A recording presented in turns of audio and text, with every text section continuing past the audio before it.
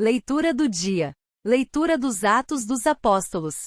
No dia de Pentecostes, Pedro, de pé junto com os 11 apóstolos, levantou a voz e falou à multidão: Homens de Israel, escutai estas palavras. Jesus de Nazaré foi um homem aprovado por Deus, junto de vós, pelos milagres, prodígios e sinais que Deus realizou, por meio dele entre vós. Tudo isto vós bem o sabeis. Deus, em seu desígnio e previsão, determinou que Jesus fosse entregue pelas mãos dos ímpios, e vós o matastes, pregando-o numa cruz. Mas Deus ressuscitou a Jesus, libertando-o das angústias da morte, porque não era possível que ela o dominasse. Pois Davi dele diz: Eu via sempre o Senhor diante de mim, pois está à minha direita para eu não vacilar. Alegrou-se por isso meu coração, e exultou minha língua, e até minha carne repousará na esperança. Porque não deixarás minha alma na região dos mortos, nem permitirás que teu santo experimente corrupção. Deixe-me a conhecer os caminhos da vida, e a tua presença me encherá de alegria. Evangelho do dia. Proclamação do Evangelho de Jesus Cristo mais segundo Mateus. Naquele tempo as mulheres partiram depressa do sepulcro. Estavam com medo, mas correram com grande alegria para dar a notícia aos discípulos. De repente Jesus foi ao encontro delas e disse: Alegrai-vos. As mulheres aproximaram-se, e prostraram-se diante de Jesus, abraçando seus pés. Então Jesus disse a elas: Não tenhais medo. Ide anunciar a meus irmãos que se dirijam para a Galileia. Lá eles me verão. Quando as mulheres partiram, alguns guardas do túmulo foram à cidade, e comunicaram aos sumos sacerdotes tudo o que havia acontecido. Os sumos sacerdotes reuniram-se com os anciãos, e deram uma grande soma de dinheiro aos soldados, dizendo-lhes: Dizei que os discípulos dele foram durante a noite e roubaram o corpo, enquanto vós dormíeis. Se o governador ficar sabendo disso, nós o convenceremos. Não vos preocupeis.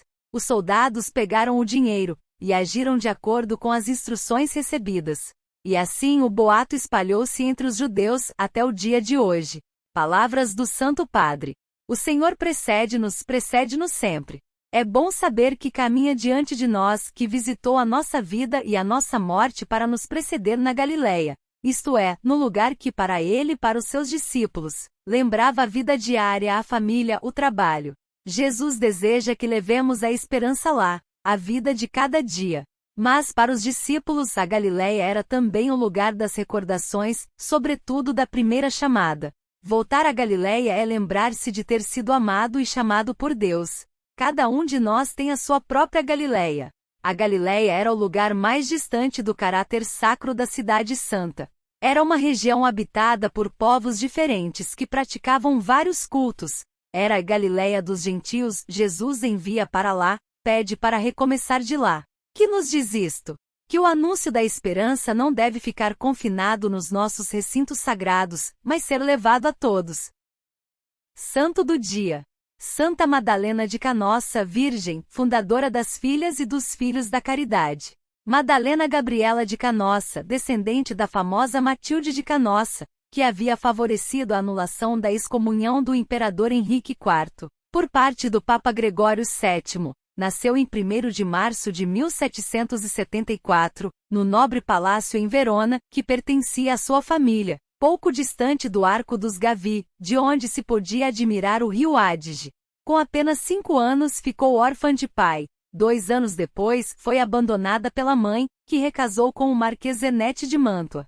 A educação de Madalena e de seus 4 irmãos foi confiada nos anos seguintes a uma governanta francesa bastante severa, que, não compreendendo o caráter da menina, a tratava com excessiva dureza. Aos 15 anos, Madalena foi acometida por uma febre misteriosa, como também por uma dor esquiática violentíssima e uma grave forma de varíola.